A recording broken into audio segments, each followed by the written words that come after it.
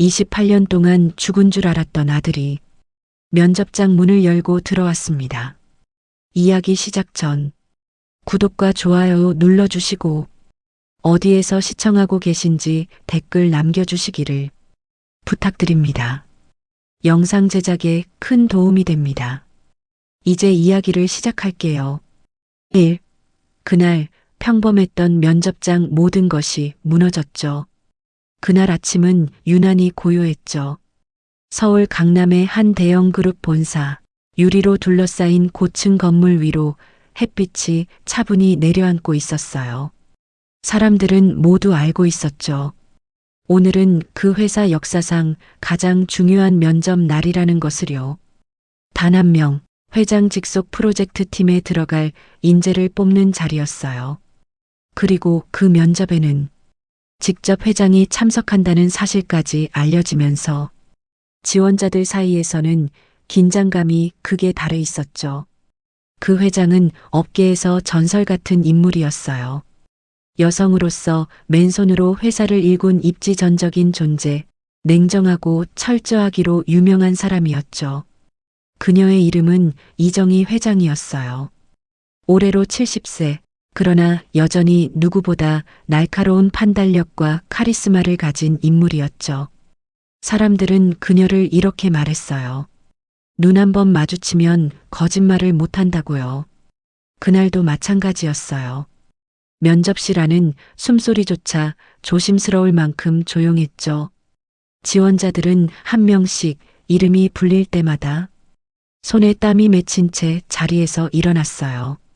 그리고 마침내 한 청년의 이름이 불렸죠. 다음 지원자 김도윤 씨 들어오세요. 문이 천천히 열렸어요. 그는 평범해 보이는 청년이었죠. 깔끔하게 다린 정장, 조금 긴장한 듯하지만 단정한 표정. 그저 그런 지원자 중 한 명처럼 보였어요. 하지만 그가 면접실 안으로 들어오는 순간 공기가 이상하게 변했어요. 회의 테이블 끝에 앉아있던 이정희 회장의 손이 아주 미세하게 떨렸죠. 그녀는 고개를 들었어요. 그리고 청년의 얼굴을 본 순간 숨이 멎은 듯한 표정이었어요. 눈동자가 흔들렸죠. 그녀의 입술이 천천히 벌어졌어요. 아무 말도 하지 못한 채 그저 그 청년을 똑바로 바라보고 있었어요. 면접관들은 이상함을 느꼈죠. 회장님 괜찮으십니까? 그 순간 이정희 회장이 자리에서 벌떡 일어나며 믿을 수 없는 말을 내뱉었어요. 그 얼굴 어떻게 해? 그리고 이어진 말은 그 자리에 있던 모두를 얼어붙게 만들었죠. 살아있었어? 면접실 안의 공기가 완전히 얼어붙었어요. 지원자 김도윤은 아무것도 모른 채 그저 당황한 표정으로 서 있었죠. 저 회장님? 하지만 이정희 회장은 이미 과거 속으로 빨려 들어간 사람처럼 보였어요. 28년 전 그녀가 평생 지워버리고 싶었던 기억, 그리고 절대로 다시는 만날 수 없다고 믿었던 존재, 그날 잃어버린 아이의 얼굴이 지금 눈앞에 서 있었던 거죠. 28년 전 그날 아이는 사라졌죠. 이정희 회장의 시선은 여전히 그 청년에게 고정되어 있었죠. 하지만 그녀의 머릿속은 이미 현재가 아니었어요. 28년 전 그날로 돌아가 있었죠. 그녀가 아직 지금처럼 강해지기 전 그저 한 아이의 엄마였던 시절이었어요. 그때 그녀는 지금처럼 성공한 사람이 아니었어요. 작은 공장을 운영하며 하루하루를 버티던 평범하지만 치열한 삶을 살던 사람이었죠. 남편은 일찍 세상을 떠났고 그녀에게 남은 건 어린 아들 하나뿐이었어요. 그 아이가 바로 그녀의 전부였죠. 엄마, 나 오늘 학교에서 상 받았어요. 해맑게 웃던 아이의 얼굴이 지금도 너무 선명했어요. 작은 손으로 상장을 내밀던 모습, 엄마를 자랑스럽게 바라보던 눈빛. 그 아이가 있었기에 그녀는 버틸 수 있었고 살아갈 이유도 분명했죠. 그날도 평범한 하루였어요. 비가 내릴 것처럼 흐렸지만 그저 지나가는 하루 중 하나였죠. 엄마, 나 친구랑 놀다 올게요.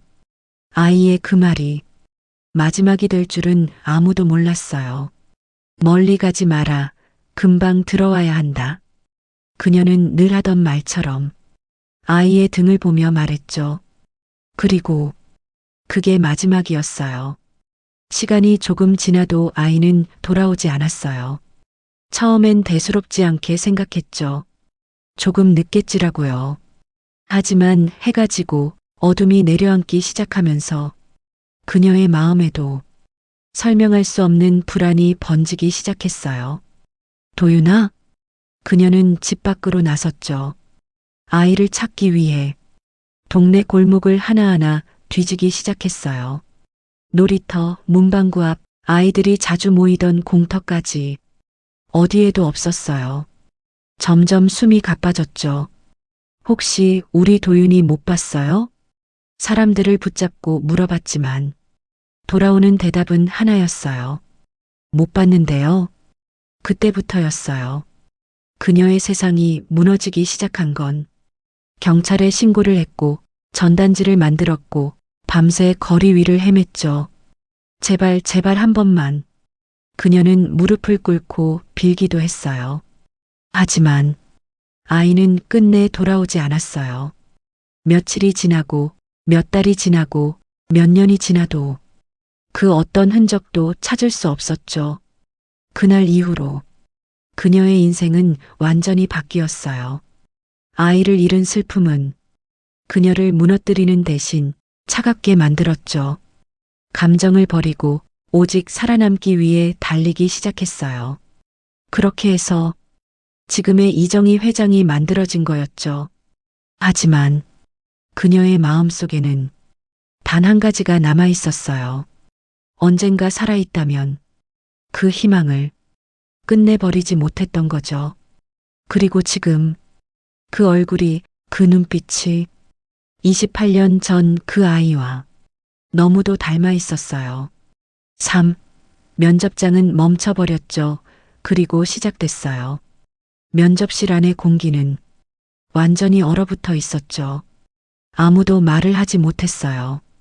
이정희 회장의 시선은 여전히 김도윤에게 박혀 있었고 그녀의 눈빛은 점점 더 흔들리고 있었어요.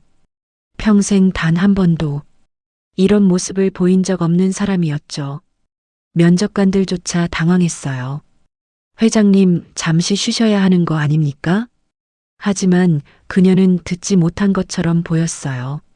천천히, 아주 천천히 자리에서 내려오더니 김도윤 앞까지 걸어왔죠. 구두 소리가 유난히 크게 울렸어요. 탁탁. 그 짧은 몇 걸음이 모든 사람에게는 몇 분처럼 느껴졌죠. 김도윤은 굳은 채 서 있었어요. 저 혹시 제가 실수라도. 그의 말은 끝까지 이어지지 못했어요. 이정희 회장이 그의 얼굴을 가까이서 바라보고 있었기 때문이었죠. 숨이 닿을 듯한 거리였어요. 그녀의 눈이 그의 눈, 코, 입을 하나하나 훑고 있었어요. 마치 확인하듯이요. 그리고 그녀의 시선이 어느 한 곳에서 멈췄어요. 김도윤의 오른쪽 귀 뒤, 아주 작은 흉터였죠. 그건 너무나도 익숙한 위치였어요. 28년 전 아이가 넘어지며 생겼던 상처. 그날 밤 직접 약을 발라주며 울음을 달래주던 기억이 번쩍 스쳐 지나갔죠. 그녀의 손이 떨리기 시작했어요. 그 흉터, 작게 중얼거렸어요. 김도윤은 당황한 얼굴로 물었죠. 네. 아, 이거요? 어릴 때 다친 건데. 그 말이 끝나기도 전에 이정희 회장의 눈에서 눈물이 한 방울 떨어졌어요. 면접관들이 숨을 삼켰죠. 회장님이 우신다고? 그건 있을 수 없는 일이었어요. 하지만 지금 그녀는 분명히 울고 있었죠. 도윤아. 아주 작게 하지만 분명하게 들렸어요. 김도윤의 눈이 흔들렸어요. 네, 도윤아 맞지? 그녀의 목소리는 이미 무너지고 있었죠. 하지만 김도윤은 고개를 저었어요. 저 죄송한데 회장님, 저는 그의 말은 차분했지만 어딘가 조심스러웠어요. 저는 부모님이 따로 계십니다. 그 말 한마디가 면접실의 공기를 다시 갈라놓았죠. 이정희 회장의 표정이 순간 멈췄어요. 희망과 혼란이 뒤섞인 얼굴이었죠. 부모님이 있다고? 그녀는 한 발짝 물러섰어요. 하지만 눈은 여전히 그를 놓지 못하고 있었죠. 그때 옆에 서 있던 한 임원이 조심스럽게 서류를 내밀었어요. 회장님, 이 지원자 이력서입니다. 그녀는 떨리는 손으로 서류를 받아들었어요. 그리고 이름 아래 적힌 한 줄을 보는 순간 다시 한번 숨이 멎었죠. 출생지 없음 보호시설 기록. 없다고? 그녀의 입에서 믿을 수 없다는 듯한 말이 흘러나왔어요.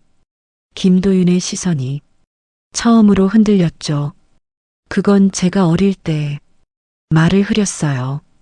그 순간 이정희 회장의 눈빛이 완전히 바뀌었어요. 확신에 가까운 무언가가 그녀 안에서 깨어났죠. 확인해야겠어요. 조용하지만 단호한 목소리였어요. 면접관들이 놀라서 물었죠. 무엇을 말씀이십니까? 그녀는 한치의 망설임도 없이 말했어요. 이 아이 아니, 이 사람. 그리고 김도윤을 똑바로 보며 유전자 검사 진행하세요. 그 한마디에 면접장은 완전히 뒤집혔죠. 김도윤의 표정이 굳었어요. 유전자 검사요?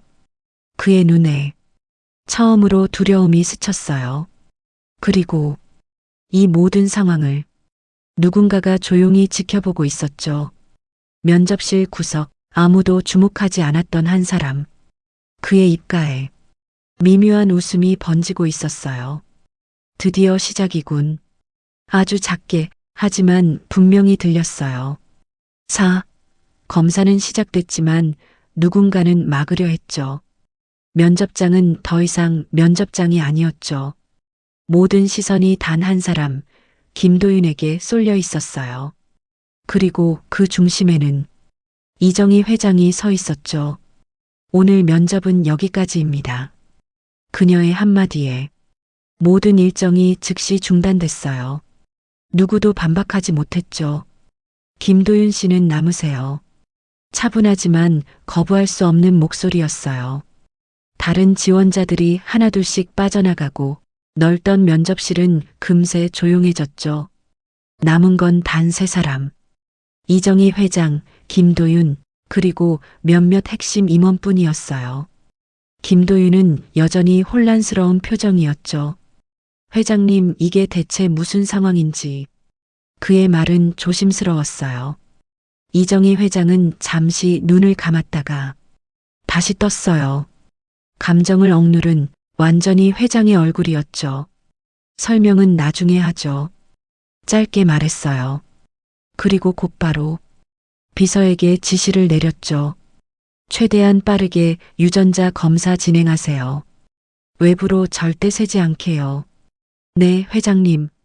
모든 게 너무 빠르게 흘러가고 있었어요. 김도윤은 한 발짝 물러섰죠. 잠깐만요. 저는 동의한 적 없습니다. 그의 목소리가 처음으로 단단해졌어요. 이건 제 개인 정보입니다. 이유도 모른 채 검사를 받으라는 건 그는 끝까지 말을 잇지 않았지만 충분히 전달됐죠. 이정희 회장은 그를 바라봤어요. 그리고 아주 천천히 말했죠. 이유 알려드리죠. 잠시 침묵이 흐르고 당신이 제 아들일 가능성이 있습니다. 그 한마디는 공기를 찢어놓기에 충분했어요. 김도윤의 눈이 크게 흔들렸죠. 네, 믿을 수 없다는 표정이었어요. 말도 안 됩니다. 그는 곧바로 고개를 저었어요. 저는 부모님이 있습니다. 하지만 이정희 회장은 조금도 물러서지 않았죠. 그 부모님 친부모가 아닐 수도 있죠. 단호했어요. 김도윤의 표정이 굳었죠. 그의 눈에 처음으로 분노가 스쳤어요. 그건 선 넘으신 겁니다. 분위기가 급격히 날카로워졌어요. 그때 회장님, 한 임원이 조심스럽게 끼어들었죠. 바로 아까 구석에서 상황을 지켜보던 그 사람이었어요. 그의 이름은 박상무였죠. 이건 너무 성급한 판단 아닙니까? 겉으로는 차분했지만 어딘가 미묘한 기류가 있었어요. 이정희 회장의 눈이 그에게 향했죠. 무슨 뜻이죠? 박상무는 가볍게 웃으며 말했어요. 단순한 우연일 수도 있습니다. 외모가 닮았다고 해서. 그는 말을 흐리며 김도윤을 힐끗 봤어요. 회사 이미지에도 좋지 않을 수 있습니다. 그럴듯한 말이었죠. 하지만 이정희 회장은 알고 있었어요. 이 사람 지금 이 상황을 막으려 한다는 거요. 그래서요? 짧게 되물었어요. 박상무의 눈빛이 아주 잠깐 흔들렸죠. 조용히 넘어가는 게 더 현명할 수도. 그 순간 그럴 수는 없죠. 이정희 회장이 말을 끊었어요. 목소리는 낮았지만 완전히 단호했죠. 28년입니다. 그녀의 말에 공기가 다시 가라앉았어요. 28년 동안 찾지 못한 아이입니다. 그녀의 눈빛이 완전히 변했어요. 이건 우연으로 넘길 일이 아니에요.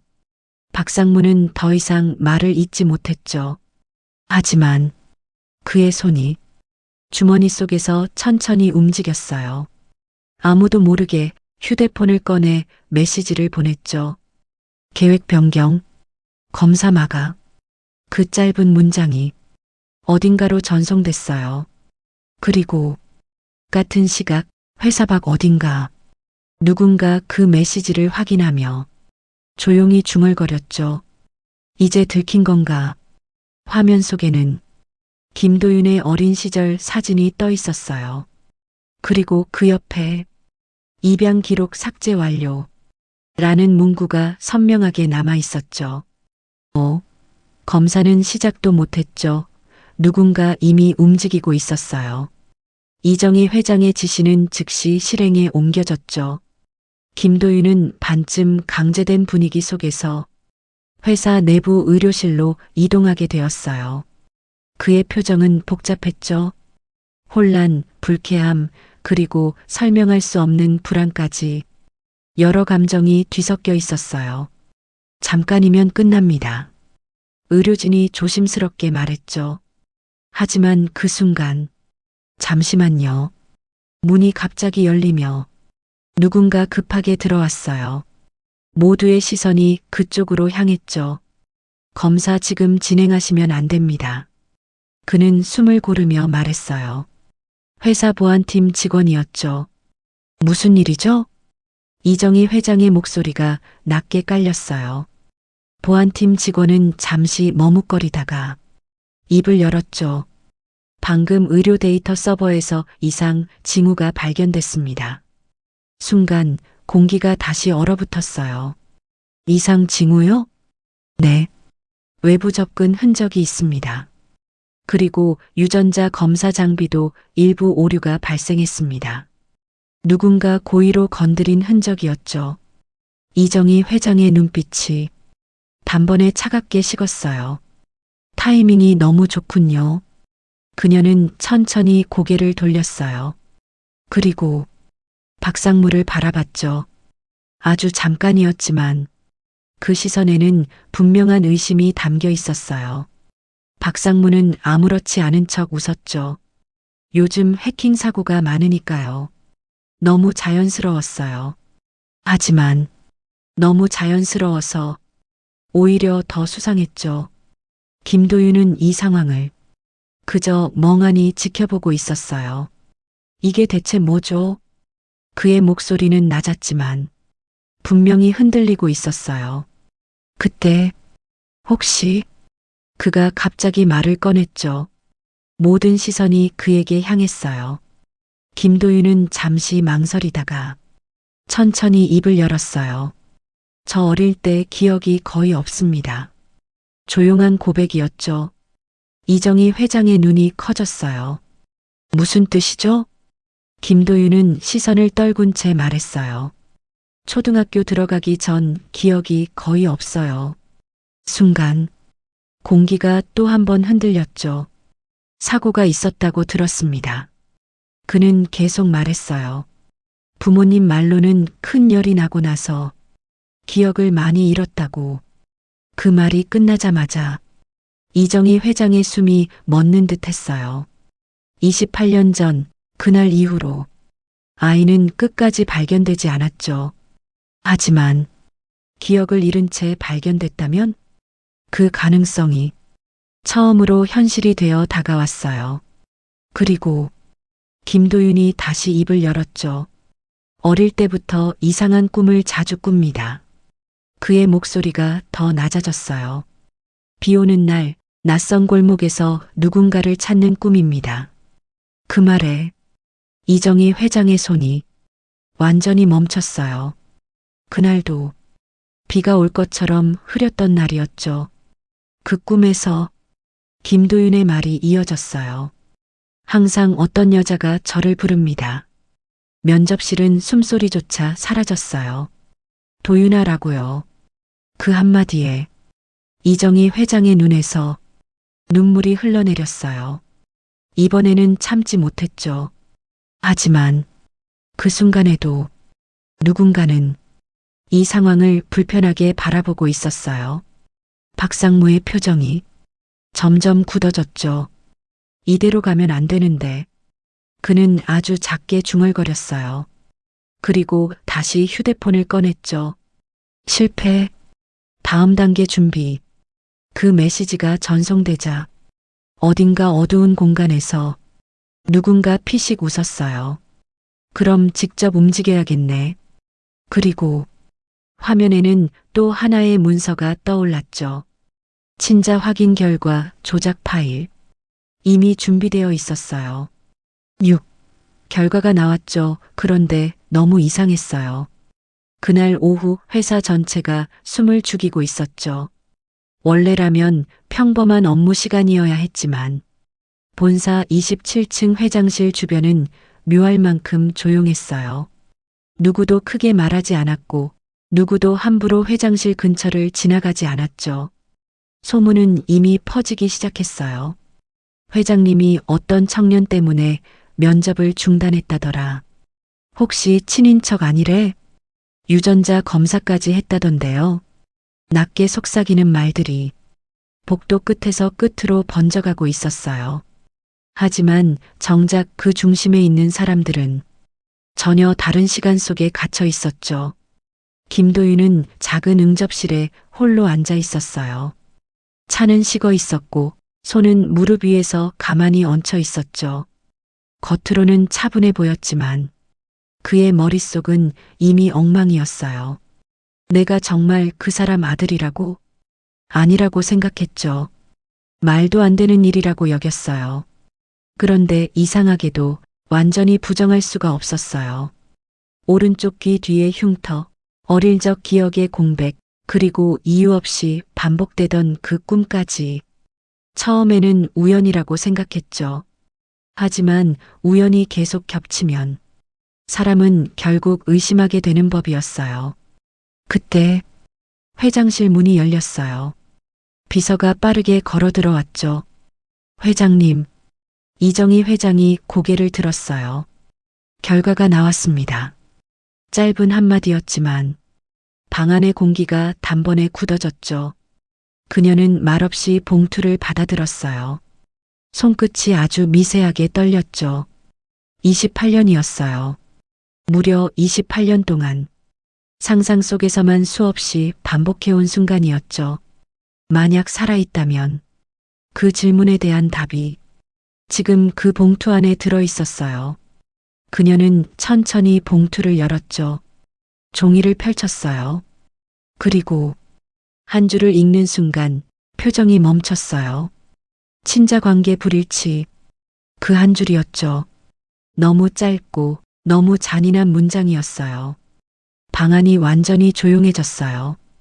이정희 회장은 한동안 아무 말도 하지 못했죠. 눈은 분명 종이를 보고 있었는데 아무것도 읽지 못하는 사람처럼 보였어요. 비서가 조심스럽게 불렀어요. 회장님. 그녀는 대답하지 않았죠. 그저 종이를 한 번 더 봤어요. 다시, 그리고 또 다시.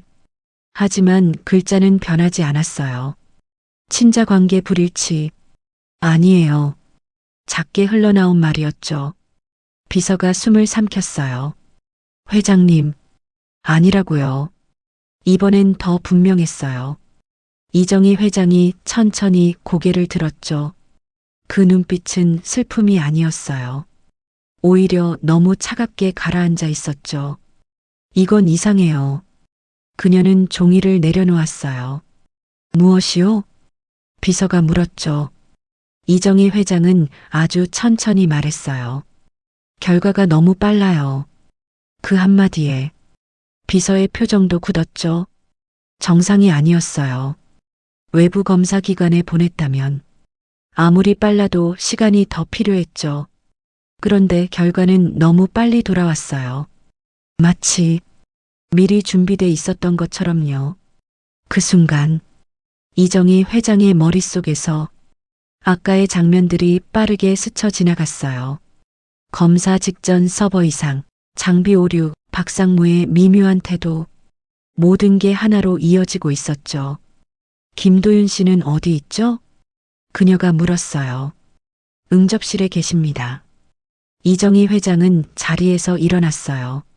그리고 거의 곧바로 응접실로 향했죠. 문이 열리자 김도윤이 자리에서 일어났어요. 그는 회장의 얼굴을 보는 순간 이미 뭔가를 알아챘죠. 결과 나왔습니까? 조용한 질문이었어요. 이정희 회장은 잠시 그를 바라봤어요. 그리고 말했죠. 나왔어요. 잠깐의 침묵. 김도윤이 마른 침을 삼켰어요. 그래서요? 그녀는 대답하지 않았어요. 대신 한 걸음 더 다가왔죠. 김도윤 씨. 낮지만 단단한 목소리였어요. 혹시 어릴 적 목걸이 같은 거 가지고 있나요? 뜻밖의 질문이었죠. 김도윤은 눈을 깜빡였어요. 목걸이요? 네. 아주 오래된 거요. 어릴 때부터 갖고 있던 것. 그의 표정이 순간 바뀌었어요. 있습니다. 이정희 회장의 심장이 거칠게 뛰기 시작했죠. 어떤 거죠? 김도윤은 잠시 망설이다가 말했어요. 작은 은목걸이입니다. 그리고 반쪽짜리 별 모양이에요. 그 순간 이정희 회장의 얼굴이 하얗게 질렸죠. 그녀의 손이 허공에서 그대로 멈췄어요. 28년 전 아이가 사라지던 날까지 목에 걸고 있던 바로 그 목걸이였어요. 세상에 단 하나뿐인 반쪽짜리 별, 그리고 그 반대쪽 절반은 지금도 이정희 회장의 금고 안에 있었죠. 하지만 바로 그 순간 회장실 복도 끝에서 누군가 이 장면을 보고 있었어요. 박상무였죠. 그의 얼굴에서 처음으로 여유가 사라졌어요. 젠장, 아주 작게 내뱉었죠. 목걸이까지 있었을 줄이야. 7. 반쪽이 맞춰지는 순간 모든 게 무너지기 시작했죠. 응접실 안공기가 숨조차 쉬기 어려울 만큼 무거워졌죠. 이정희 회장은 한동안 아무 말도 하지 못했어요. 그저 김도윤을 바라보고 있었죠. 그 목걸이 지금도 가지고 있나요? 조용히 물었어요. 김도윤은 잠시 망설이다가 천천히 고개를 끄덕였죠. 네, 항상 가지고 다닙니다. 그는 셔츠 안쪽으로 손을 넣었어요. 그리고 목에 걸린 얇은 체인을 꺼냈죠. 작은 은목걸이였어요. 빛이 많이 바랬고 오래된 흔적이 그대로 남아 있었죠. 하지만 그 중심에는 분명히 반쪽짜리 별 모양이 달려 있었어요. 이정희 회장의 숨이 그 순간 멎은 것처럼 멈췄죠. 손이 떨렸어요. 잠깐만요. 그녀는 급하게 돌아섰어요. 그리고 거의 달리듯 응접실을 빠져나갔죠. 김도윤은 아무 말도 못한 채 그 자리에 서 있었어요. 몇 분 후 문이 다시 열렸어요. 이정희 회장이 돌아왔죠. 손에는 작은 보석함이 들려 있었어요. 아주 오래된 그러나 소중하게 보관된 물건이었죠. 그녀는 아무 말 없이 보석함을 열었어요. 그리고 그 안에 있던 것을 꺼냈죠. 똑같이 오래된 은목걸이. 그리고 그 끝에는 나머지 반쪽 별이 달려 있었어요. 김도윤의 눈이 커졌어요. 그건 그의 말이 끝나기도 전에 이정희 회장이 천천히 다가왔죠. 손이 떨리고 있었어요. 그녀는 말하지 않았어요. 그저 두 개의 반쪽을 조심스럽게 가까이 가져갔죠. 딱 아주 작은 소리와 함께 두 조각이 정확히 맞물렸어요. 하나의 별이 되었죠. 그 순간 시간이 멈춘 것 같았어요. 이정희 회장의 눈에서 눈물이 조용히 흘러내렸죠. 도윤아, 이번에는 분명했어요. 의심이 아니라 확신에 가까운 부름이었죠. 김도윤은 아무 말도 하지 못했어요. 그의 손이 자기도 모르게 떨리고 있었죠. 머릿속이 복잡했어요.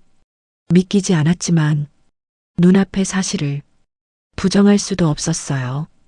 이게 어떻게... 그는 말을 잇지 못했죠. 그때 회장님, 문이 갑자기 열리며 누군가 급하게 들어왔어요. 비서였죠. 숨을 고르며 말했어요. 방금 이상한 보고가 들어왔습니다. 분위기가 단번에 깨졌어요. 이정희 회장이 고개를 돌렸죠. 무슨 일이죠? 비서는 잠시 망설이다가 입을 열었어요. 조금 전 전달된 유전자 검사 결과 그녀의 눈이 흔들렸어요. 조작된 가능성이 있습니다. 정적? 완벽한 정적이 흘렀죠. 김도윤의 시선이 천천히 이정희 회장에게 향했어요. 그리고 그녀의 눈빛이 완전히 바뀌었죠. 차갑게 그리고 무섭게 가라앉았어요. 누가 했죠? 짧은 질문이었어요. 비서는 입술을 깨물다가 말했죠. 아직 확인 중입니다만 검사 데이터 접근 기록에 그녀는 끝내 이름을 말하지 못했어요. 하지만 이미 늦었죠. 박상무. 이정희 회장이 먼저 말했어요. 확신에 찬 목소리였죠. 그 순간 문밖 복도에서 누군가 발걸음을 멈췄어요. 박상무였죠. 그의 얼굴이 굳어 있었어요. 들켰군. 아주 작게 중얼거렸어요. 하지만 아직 끝이 아니었죠. 그의 손에는 또 다른 카드가 남아 있었어요. 휴대폰 화면이 켜졌어요. 그 안에는 한 장의 사진이 떠 있었죠. 김도윤. 그리고 그와 함께 웃고 있는 또 다른 가족의 모습. 그럼 이걸 써야겠네. 그의 입가에 서서히 웃음이 번졌어요. 누가 진짜 부모인지 한번 흔들어 보자고. 8. 부모가 나타났죠. 그런데 더 무너졌어요. 응접실 안은 아직도 방금의 충격에서 벗어나지 못하고 있었죠. 두 개의 반쪽이 하나가 된 순간 모든 것이 끝난 줄 알았어요. 이제는 진실만 남았다고 생각했죠. 하지만 그건 시작에 불과했어요. 회장님, 급히 연락이 왔습니다. 비서가 다시 말을 꺼냈죠. 이정희 회장은 고개를 들었어요. 무슨 일이죠? 김도윤 씨의 부모님이라고 주장하는 분들이 지금 본사 로비에 와 있습니다. 순간 김도윤의 표정이 굳었어요. 네, 믿을 수 없다는 얼굴이었죠. 제 부모님이요? 그의 목소리가 떨렸어요. 비서는 고개를 끄덕였어요. 네, 지금 당장 만나야겠다고 합니다. 짧은 침묵. 이정희 회장의 눈이 천천히 가늘어졌어요. 타이밍이 너무 절묘했죠. 올라오게 하세요. 단호한 지시였어요. 김도윤은 아무 말도 하지 못했어요. 그저 그 자리에 서서 상황을 받아들이지도 거부하지도 못한 채 서 있었죠. 몇 분 후 문이 열렸어요. 중년의 부부가 들어왔죠. 소박한 차림, 그러나 얼굴에는 분명한 긴장과 절박함이 담겨 있었어요. 도윤아, 여자가 먼저 달려왔어요. 그리고 김도윤의 팔을 붙잡았죠. 여기서 뭐 하는 거야? 갑자기 연락도 안 되고. 너무 자연스러운 반응이었어요. 너무 익숙한 말투였죠. 김도윤의 눈이 흔들렸어요. 어머니. 그는 무의식적으로 그렇게 불렀어요. 그 한마디가 이정희 회장의 심장을 찢어냈죠. 하지만 그녀는 아무 말도 하지 않았어요. 그저 지켜보고 있었죠. 남자도 한 걸음 다가왔어요.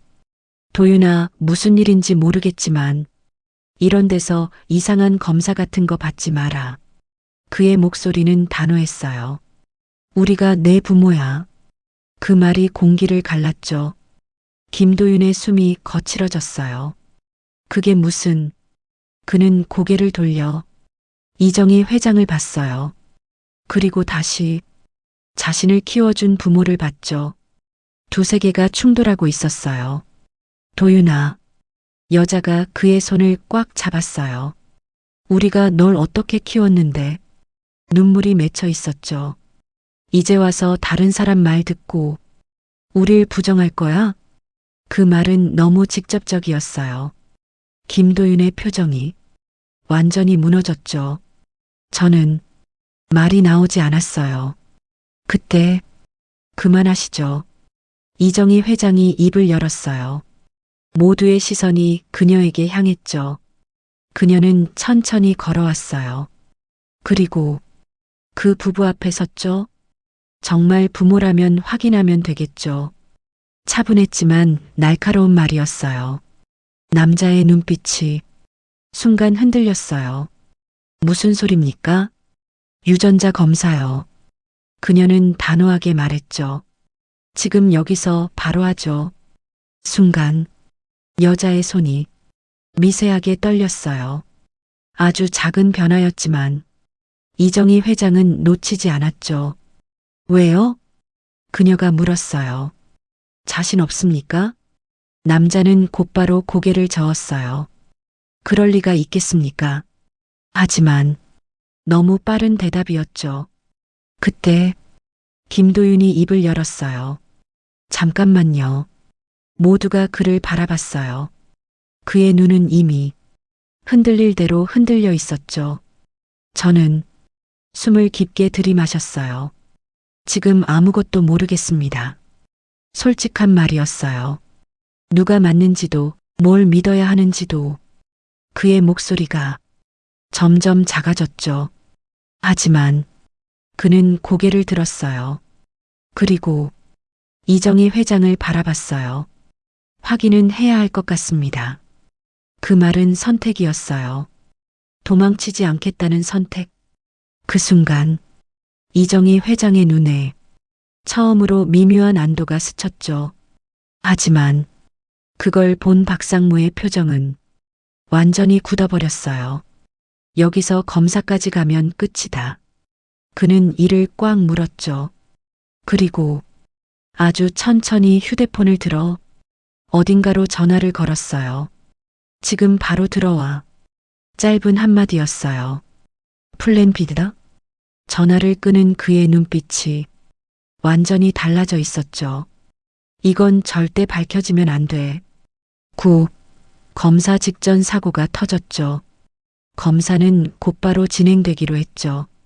이번에는 외부 기관 그리고 보안까지 완벽하게 통제된 상태였어요. 더 이상 조작은 불가능한 상황. 모든 것이 이제 곧 밝혀질 예정이었죠. 김도윤은 조용히 검사실로 향하고 있었어요. 양옆에는 보안 인력이 붙어 있었고 이정희 회장도 함께 움직이고 있었죠. 그리고 그 뒤를 그 중년 부부가 따라가고 있었어요. 아무도 말을 하지 않았어요. 긴장감이 복도를 가득 채우고 있었죠. 그때 삐삐삐 갑작스럽게 경보음이 울렸어요. 모든 사람이 멈춰섰죠. 무슨 일이야? 보안팀이 무전을 주고받기 시작했어요. 지하 주차장 쪽에서 화재 감지됐습니다. 순간 복도에 있던 조명이 한번 꺼졌다가 다시 켜졌어요.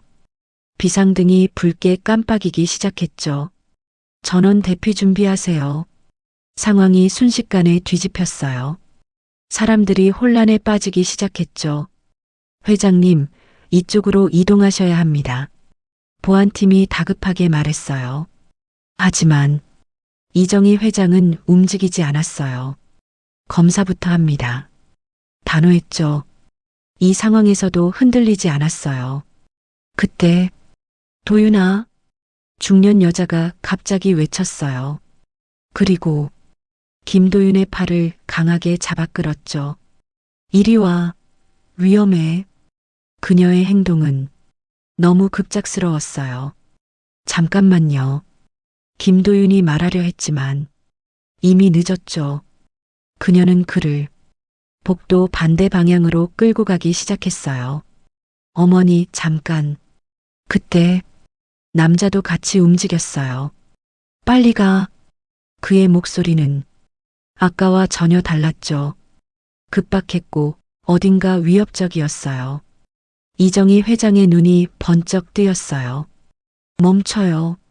그녀가 외쳤지만 그들은 이미 사람들 사이로 섞여 사라지고 있었어요. 막아. 보안팀이 움직였지만 혼란 속에서 쉽지 않았죠. 사람들이 몰려들고 비상벨이 계속 울리고 시야가 완전히 엉망이었어요. 그 순간 지하 주차장 쪽 어두운 구석에서 누군가 서 있었어요. 검은 옷을 입은 남자였죠. 그의 귀에는 이어폰이 꽂혀 있었어요. 타깃 이동 확인. 낮은 목소리였어요. 그리고 곧 도착합니다. 짧은 보고가 끝났죠. 몇 초 후 김도윤이 그쪽으로 끌려 들어왔어요. 여기야, 빨리. 중년 남자가 숨을 몰아쉬며 말했죠. 그의 손이 이상하게 거칠었어요.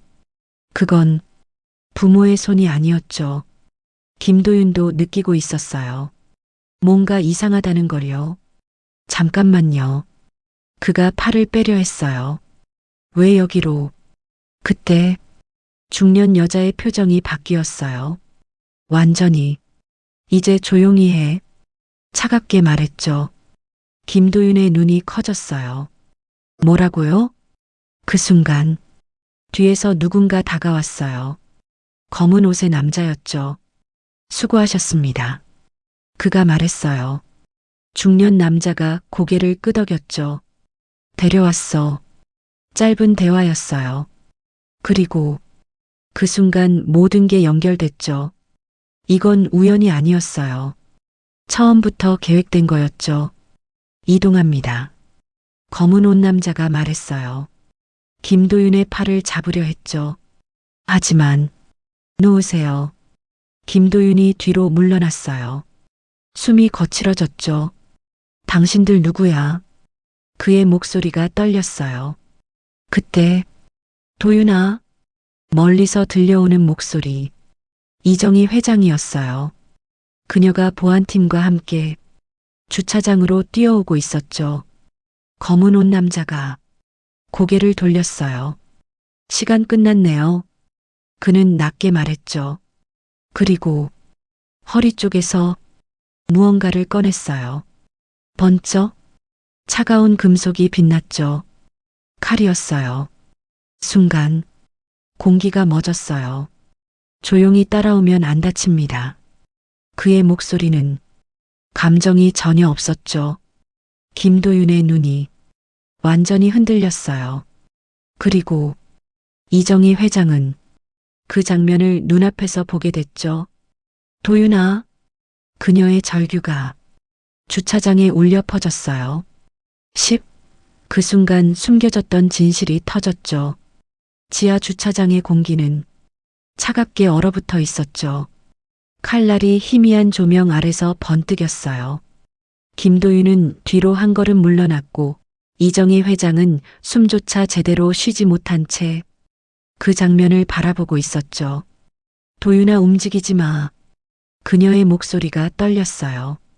하지만 검은 옷의 남자는 전혀 흔들리지 않았죠. 한 걸음이라도 더 오면 다칩니다. 낮고 건조한 말투였어요. 보안팀도 쉽게 움직이지 못했죠. 자칫하면 김도윤이 다칠 수 있었으니까요. 그때 끝까지 일을 이렇게 키우네. 누군가의 목소리가 들렸어요. 모든 시선이 한쪽으로 향했죠. 천천히 걸어오는 사람. 박상무였어요. 그는 놀란 척하며 다가왔죠. 이게 대체 무슨 짓입니까? 하지만 이정희 회장은 이미 알고 있었어요. 저 사람이 연관돼 있다는 걸요. 그녀의 눈빛이 싸늘하게 식었죠. 당신이 시킨 거군요. 짧은 말이었어요. 박상무는 피식 웃었죠. 회장님, 너무 나가시는군요. 능청스러웠어요. 하지만 그의 눈은 웃고 있지 않았죠. 그럼 저 사람이 왜 당신 타이밍에 움직였죠? 이정희 회장이 한 걸음 앞으로 나섰어요. 검사 직전 화재 경보, 가짜 부모, 조작된 검사 결과. 그녀의 목소리가 점점 낮아졌죠. 우연치고는 너무 완벽하네요. 순간 박상무의 표정이 아주 잠깐 굳었어요. 그 찰나를 이정희 회장은 놓치지 않았죠. 역시 당신이었어. 그녀의 눈빛이 흔들렸어요. 분노였죠. 28년 동안 잃어버린 아들을 또다시 빼앗으려 했다는 분노. 그때 검은 옷의 남자가 짜증 섞인 목소리로 말했어요. 시간 없습니다. 그리고 김도윤의 팔을 거칠게 잡았죠. 가시죠. 하지만 바로 그 순간, 아! 비명이 터졌어요. 모두가 놀라 돌아봤죠. 중년 여자가 바닥에 주저앉아 있었어요. 얼굴이 새하얗게 질려 있었죠. 난 더 못해. 그녀는 떨고 있었어요. 무서워, 이제 그만해. 검은 옷 남자가 인상을 찌푸렸죠. 뭐 하는 겁니까? 하지만 여자는 완전히 무너져 있었어요. 죄송해요. 그녀의 눈물이 쏟아졌죠. 그리고 김도윤을 바라보며 말했어요. 우린 내 진짜 부모 아니야. 정적? 모든 소리가 사라진 것 같았죠. 김도윤의 눈이 천천히 흔들렸어요. 뭐라고요? 여자는 흐느끼며 말을 이었죠. 돈 때문에 시킨 대로 한 거야. 그녀의 손이 떨리고 있었어요. 처음엔 그냥 사람 하나 속이는 줄 알았어. 그 순간 박상무가 날카롭게 외쳤죠. 입 다물어. 처음으로 감정이 터져나온 목소리였어요. 그 한마디에 모든 시선이 그에게 꽂혔죠. 끝이었어요. 숨겨왔던 가면이 완전히 벗겨진 순간이었죠. 이정희 회장이 천천히 고개를 들었어요. 그리고 박상무를 바라봤죠. 왜죠? 아주 낮은 목소리였어요. 왜 이런 짓까지 한 거죠? 박상무는 한동안 말이 없었어요. 그리고 피식 웃었죠. 체념한 사람처럼요. 왜냐고요? 그의 눈빛이 차갑게 변했어요. 그 애가 돌아오면 그는 김도윤을 가리켰죠. 내가 끝나니까. 순간 보안팀도 임원들도 숨을 삼켰어요. 박상무는 30년 가까이 회장 곁을 지켜온 최측근이었죠. 사람들은 모두 믿고 있었어요. 언젠가 회사가 그의 손에 들어갈 거라고요. 그런데 잃어버린 아들이 돌아오면 모든 게 끝나버리는 거였죠. 그래서 이정희 회장의 눈빛이 떨렸어요. 28년 전에도 당신이었나요? 그 질문에 박상무가 조용히 웃었죠. 그리고 아주 천천히 말했어요. 그날 주차장의 공기가 얼어붙었어요. 애를 데려간 사람. 그는 고개를 들었어요. 바로 접니다. 순간 김도윤의 얼굴이 새하얗게 질렸죠. 이정희 회장의 다리가 휘청했어요. 28년 동안 찾았던 진실이 너무 끔찍한 형태로 드러나고 있었죠. 그리고 박상무는 마지막으로 말했어요. 그날 죽일 수도 있었어요. 숨이 멎는 말이었죠. 근데 회장님이 평생 무너지면서 사는 걸 보는 게 그는 비틀린 웃음을 지었어요. 더 재미있을 것 같았거든요. 그 순간 김도윤의 주먹이 천천히 쥐어졌죠. 그의 눈빛이 처음으로 변하고 있었어요. 완전히. 10일. 아들은 처음으로 분노했죠. 그리고 진실이 끝까지 드러났어요. 지하 주차장은 숨조차 쉬기 어려울 만큼 조용해졌죠. 아무도 말을 하지 못했어요. 28년 전 아이를 데려간 사람이 늘 가장 가까이에 있던 박상무였다는 사실. 그 충격이 모두를 얼어붙게 만들었죠. 이정희 회장은 휘청거리며 차 문을 붙잡았어요. 숨이 제대로 쉬어지지 않았죠. 왜? 그녀의 입에서 겨우 말이 흘러나왔어요. 왜 우리 아이한테? 목소리가 완전히 무너져 있었죠. 하지만 박상무는 조금도 흔들리지 않았어요. 오히려 오랫동안 숨겨둔 짐을 내려놓은 사람처럼 이상할 만큼 담담했죠. 회장님은 몰랐을 겁니다. 그는 천천히 말했어요. 그때 회사가 얼마나 위험했는지. 이정희 회장의 눈썹이 떨렸죠. 무슨 뜻이에요? 박상무는 피식 웃었어요. 죽은 회장님, 즉 이정희 회장의 남편을 말하는 거였죠. 그분이 돌아가시기 전에 유언장을 남겼습니다. 순간 임원들의 표정도 굳었어요. 설마. 박상무는 고개를 끄덕였죠. 아들이 성인이 되면 모든 지분과 경영권을 넘긴다고 했어요. 공기가 다시 얼어붙었죠. 그 말은 곧 김도윤이 살아있는 순간 회사의 진짜 후계자가 된다는 뜻이었어요. 당시엔 회장님도 아직 힘이 없었죠. 박상무는 천천히 다가왔어요. 솔직히 말해볼까요? 그의 눈빛이 차갑게 식었죠. 전 회사를 살렸습니다. 누군가는 숨을 삼켰어요. 회장님이 무너졌을 때 제가 옆에서 다 정리했어요. 그 말은 사실이었죠. 이정희 회장이 아들을 잃고 무너졌던 시절, 실제로 회사를 붙든 사람은 박상무였어요.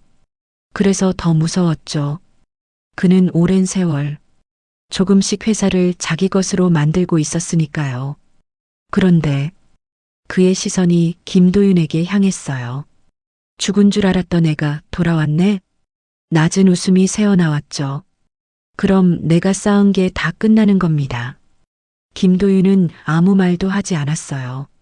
하지만 그의 눈빛은 조금씩 달라지고 있었죠. 혼란스럽던 눈이 아니었어요. 처음으로 분노를 품은 눈이었죠. 그래서 그가 입을 열었어요. 목소리는 낮았지만 단단했죠. 절 버린 겁니까? 박상무가 그를 바라봤어요. 버린 게 아니야. 그는 태연하게 말했죠. 살려준 거지. 그 말이 끝나는 순간 퍽! 김도윤의 주먹이 박상무 얼굴을 그대로 가격했어요. 모두가 얼어붙었죠. 박상무가 비틀거리며 쓰러졌어요. 김도윤의 숨이 거칠게 떨리고 있었죠. 살려줘? 그의 눈에 눈물이 맺혔어요. 내 인생을 망쳐놓고 28년이었어요. 자신이 누구인지도 모른 채 살아온 시간. 버려졌다는 불안, 설명할 수 없는 공허함, 반복되던 악몽. 그 모든 시간이 한순간에 폭발하고 있었죠. 당신 때문에. 김도윤의 목소리가 갈라졌어요. 우리 엄마가. 그는 처음으로 엄마라는 단어를 이정희 회장에게 향해 말했죠. 28년을 울었잖아. 그 외침에 이정희 회장이 결국 무너졌어요. 눈물이 터져 나왔죠. 도윤아. 그녀는 떨리는 손으로 아들을 바라봤어요. 그리고 천천히 다가갔죠. 김도윤도 움직이지 않았어요. 그저 숨만 거칠게 쉬고 있었죠. 미안하다. 이정희 회장이 울며 말했어요. 엄마가 너무 늦게 찾았구나. 그 한마디에 김도윤의 표정이 완전히 무너졌어요. 그는 입술을 꽉 물었죠. 버티려 했어요. 하지만 결국 눈물이 터져 나왔어요. 28년 동안 한 번도 느껴보지 못했던 감정이 그를 무너뜨리고 있었죠. 그리고 그 순간 멀리서 경찰 사이렌 소리가 들려오기 시작했어요. 박상무는 바닥에 쓰러진 채 천천히 웃고 있었죠. 그래도 그가 피 묻은 입가로 말했어요. 이미 늦었어. 이정희 회장의 눈빛이 차갑게 변했죠. 무슨 뜻이죠?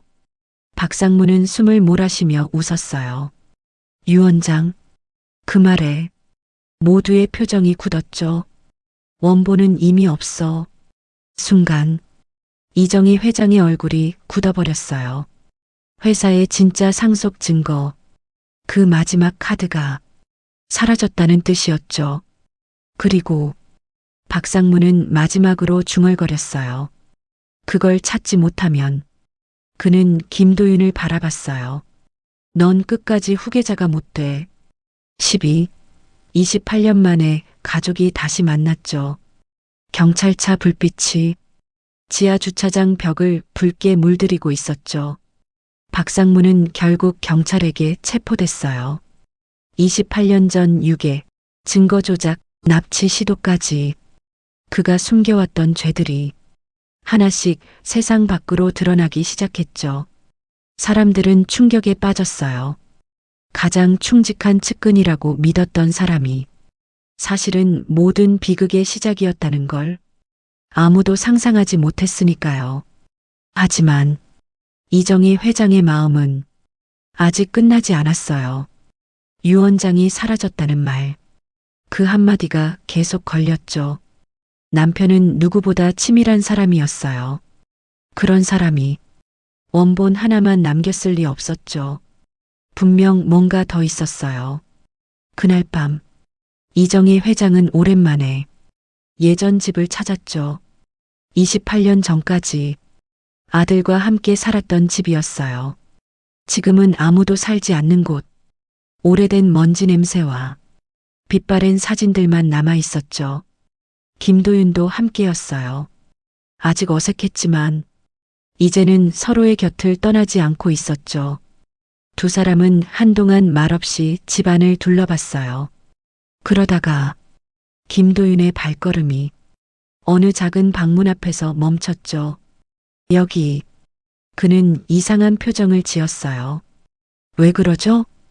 이정희 회장이 물었죠. 김도윤은 천천히 문을 열었어요. 작은 아이방이었죠. 그리고 그 순간 그의 머릿속에서 무언가 번쩍 스쳐 지나갔어요. 비 오는 날, 작은 장난감 자동차, 그리고 누군가 자신을 안고 뛰던 기억. 아, 김도윤의 손이 떨리기 시작했죠. 생각나요. 이정희 회장의 눈이 커졌어요. 뭐가 말이니? 김도윤은 방 한쪽을 바라봤어요. 낡은 책장 아래쪽. 저기. 그는 무의식적으로 걸어갔죠. 그리고 책장을 천천히 밀었어요.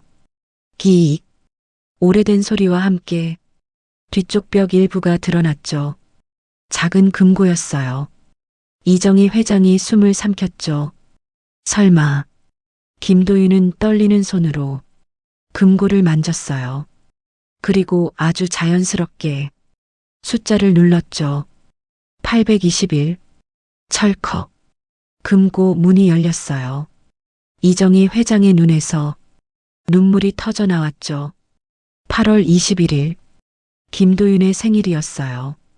그 안에는 낡은 서류 봉투 하나가 들어 있었죠. 이정희 회장이 떨리는 손으로 열었어요. 그리고 그 안에서 오래된 유언장이 모습을 드러냈죠. 남편의 친필 서명이 그대로 남아 있었어요. 아들 이도윤이 성인이 되는 날 모든 지분과 경영권을 승계한다. 그 문장을 보는 순간 이정희 회장은 결국 주저앉아 울었어요. 28년이었죠. 잃어버린 아들을 찾아 헤맨 시간. 스스로를 원망하며 버틴 세월. 그리고 끝내 다시 돌아온 아이. 김도윤은 그런 그녀를 바라보다가 천천히 다가갔어요. 아직 어색했어요. 엄마라는 단어도 입에 익지 않았죠. 하지만 그는 조심스럽게 이정희 회장의 어깨를 감쌌어요. 이제 그의 목소리도 떨리고 있었죠. 그만 우세요. 그 한마디에 이정희 회장이 끝내 아들을 끌어안았어요. 마치 다시는 놓치지 않겠다는 사람처럼요. 도윤아. 그녀는 흐느끼며 말했죠. 엄마가 이번엔 절대 안 놓친다. 김도윤도 눈을 감았어요. 그리고 아주 천천히 그녀를 안아줬죠. 28년 만에 비로소 가족이 다시 만난 순간이었어요. 몇 달 후 박상무는 중형을 선고받았고 모든 범죄 사실이 세상에 공개됐죠. 김도윤은 갑자기 후계자가 되었지만 곧바로 회사를 물려받지는 않았어요. 대신 가장 낮은 자리부터 다시 배우기 시작했죠. 그 모습을 보며 사람들은 말했어요. 역시 회장님 아들이네요. 하지만 김도윤은 늘 같은 말을 했어요. 저는 아직 배워야 할 게 많습니다. 그리고 이정희 회장은 그 말을 들을 때마다 웃었죠. 아들을 잃고 살아온 28년은 지옥 같은 시간이었어요. 하지만 끝까지 포기하지 않았기에 기적처럼 다시 만날 수 있었죠. 세상에는 너무 늦었다고 생각되는 순간이 있어요. 하지만 어쩌면 가족이라는 건 끝내 다시 돌아오는 존재인지도 모르죠. 그리고 그날 이후 이정희 회장은 매일 아침 아들에게 꼭 한마디를 했다고 해요. 잘 잤니, 도윤아? 그 너무 평범한 인사가 그녀에게는 28년 동안 가장 그리웠던 말이었으니까요. 여러분이라면 28년 만에 가족을 알아볼 수 있을 것 같으신가요? 박상무의 죄 여러분은 용서할 수 있으신가요? 가족은 멀어질 수는 있어도 끝내 서로를 잊지는 못하는 것 같습니다. 오늘 이야기가 마음에 남으셨다면 구독과 좋아요로 함께 해주세요.